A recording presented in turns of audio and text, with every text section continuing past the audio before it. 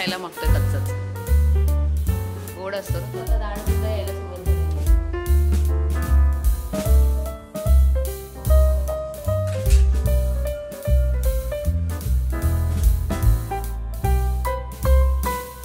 Hello आणि नमस्कार. Growing मॉममध्ये तुम्हा सर्वांचं स्वागत आहे. रुद्राची वगैरे आंघोळ झालेली आहे आणि आम्ही आता नाश्ता करायला घेतोय.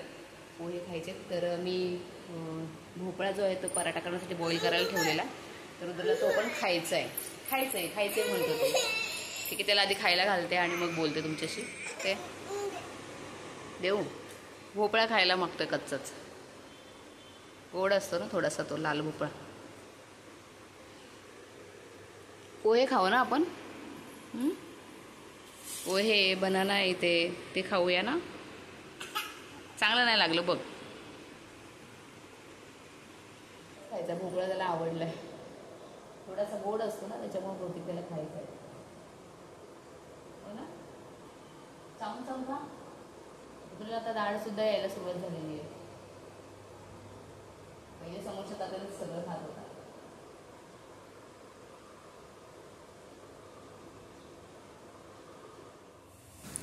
तर नाश्ता करून झाल्यानंतर मी किचनकडे वळाले. तर मी काय केलं होतं, भोपळा जो आहे तो बॉईल करायला ठेवलेला. त्याचं जे वरचं बियाचं पार्ट होता तो काढून टाकलेला. बराचसा भोपळा ह्यांनी आणलेला.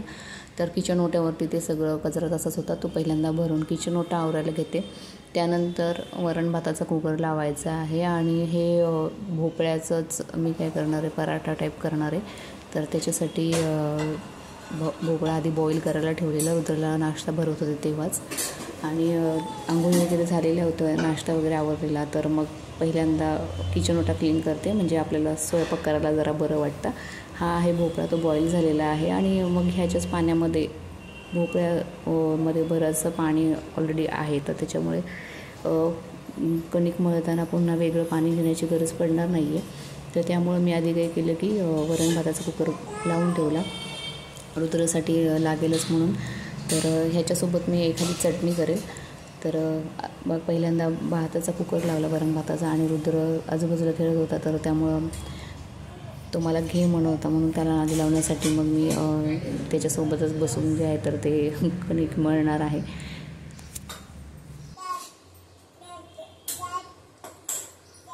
वाटी आहे ती. भाजी बनवली. भाजी बनव.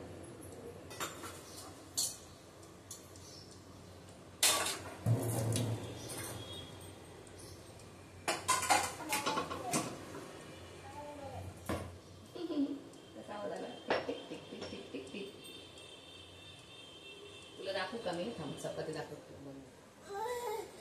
आपण चपाती दाखवतो. वेळची आपण चपाती बनवली. बस असं झालं. बस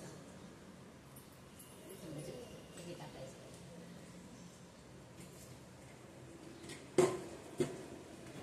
तर याच्यामध्ये मी लसूण आणि हिरवी मिरची टाकली तर चांगलं लागेल, पण मी लसूण ठेचलं आहे फक्त. मिक्सर लावला की रुद्र घाबरतो, म्हणून मग मी लाल तिखट त्याच्यामध्ये ॲड करणार आहे. थोडासा ओवा टाकला तर अजून छान लागेल, म्हणून ओवा त्याच्यामध्ये टाकते.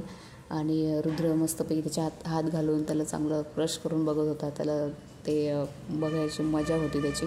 तर त्यामुळे मी त्याला ते करू दिलं, कारण तोपर्यंत मी तिखट वगैरे काही ॲड केलं नव्हतं. तर त्याला नंतर थोडंसं त्याने तो वाट्या घेऊन फिरत होता. भांडे खाली ठेवलेले ना किचन ओट्याचे, तर ते वाट्या घेऊन घेऊन तो. तर त्याच्यामधले काही भोपळे त्याला खेळायला दिले. आणि नंतर त्याच्यामध्ये तिखट, हळद, मीठ वगैरे सगळं ॲड करून मग त्याच्यामध्ये कणिक मळण्यासाठी ठेवणार आहे. तर ह्याच्यात वेगळं पाणी घेण्याची गरज नाही पडणार, कारण की त्याच्यातच भरपूर पाणी आहे. तर उलट जास्त कणिक लागते, म्हणजे पीठ वरतून जास्त घ्यायला लागतं, काही ते ओलसरच राहतं. आणि मला पातळ पिठाच्या चपात्या किंवा काही लाटायला जमत नाही, त्यामुळे मला ते कणिक घट्ट करायचं होतं. तर ते पीठ बरंचसं झालं, तर त्यातलं काही कणिक जे आहे तर ते मी नंतरसाठी ठेवेल.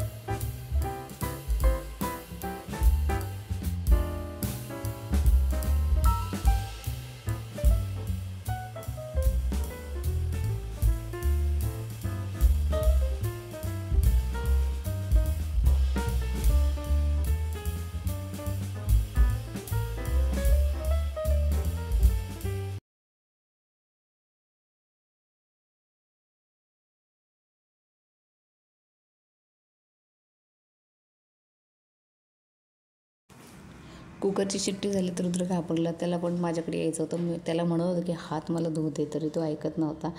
मग त्याला घेतलं आणि मग हात वगैरे धुतले.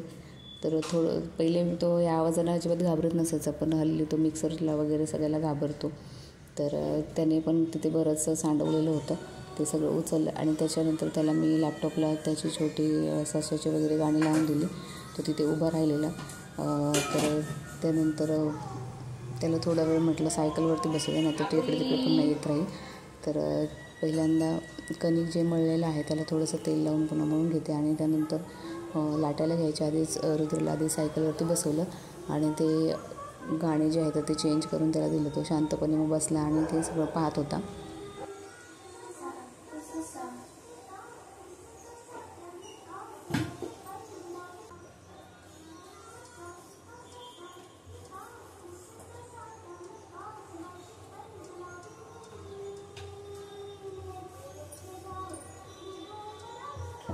तर आत्ता कामापुरते पराठे त्याचे करून घेतले आणि त्यानंतर रुद्रचं गाणं चेंज होत नव्हतं, कारण हे यूट्यूबला नव्हतं लावलं, डाउनलोड्समध्ये होतं आणि ते चेंज करून त्याला दिलं.